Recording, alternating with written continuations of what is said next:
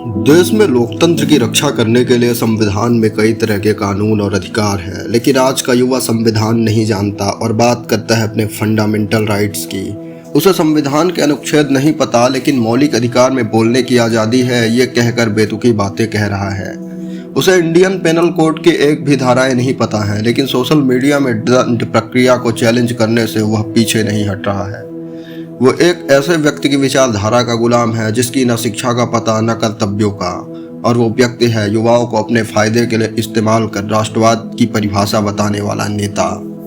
वो अपने मंसूबों में इतना कामयाब है कि आज का युवा पढ़ाई लिखाई, घर परिवार की जिम्मेदारी, माता पिता का स्वास्थ्य और खुद का भविष्य कुर्बान कर नेताजी का भविष्य बनाने में मस्त है। वो और उसके नेताजी इस लोकतंत्र की वो दीमक हैं जो हर मामले में भारत का ग्राफ नीचे गिराने में पूरा योगदान दे रहे हैं। कहते हैं युवा को उल्टा लिखा जाए तो वायु होता है, और युवा उसी वायु की रफ्तार से देश बनाने में योगदान दे सकता है। लेकिन हमारे देश का युवा नेताजी के भ्रष्टाचार और मौन अपराधों का भागीदार बन रहा है। जैसे ही नेताओं को लग रहा कि वह खुद से सोचने समझने लगा तो उसे देशभक्ति की वेदनाएं भर देते हैं। हिंदू, मुसलमान और धार्मिक किताबों को तोड़ मरोड़ कर परोस देते हैं। जाओ युद्ध करो और धर्म की रक्षा करो, लेकिन अब बहुत हो गया। यहीं पर थम जाओ और सोचो कि जिससे तुम लड़ना चाह रहे हो उससे तुम्हारा व्यक्तिगत नुकसान क्या है। जो तुम्हें लड़ाने के लिए उकसा रहे हैं वे खुद खुले मंच पर उस मुसलमान को गले क्यों लगा रहा है? वो क्यों अपने भाषणों में मेरे मुसलमान भाइयों कह रहा है? उसी कश्मीर की महबूबा मुफ्ती के खिलाफ खड़े हो तुम, और उसी कश्मीर का गुलाम नबी आज़ाद ने कांग्रेस छोड़ दिया तो तुम्हें देवता नजर आने लगा। कांग्रेस का सलमान खुर्शीद तुम्हें दुश्मन लगता है और भाजपा का शहनवाज हुसैन दोस्त। ये कैसी धार्मिक लड़ाई है तुम्हारी?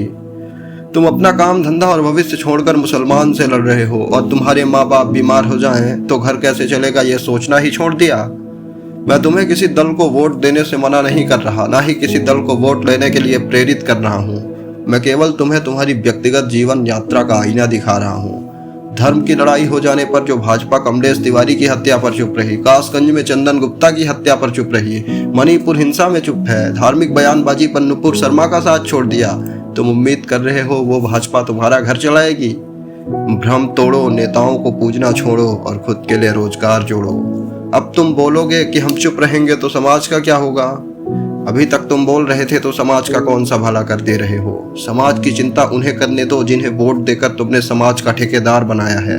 अगर वे बेफिक्र हैं तो तुम क्यों अपने परिवार को छोड़कर उनके बोलने पर सामाजिक कार्यकर्ता बन रहे हो? बात समझ आई तो सोचना, समझ ना आई तो इंतजार करना। एक वक्त के बाद समझ आ जाएगी। जय हिंद, जय भारत।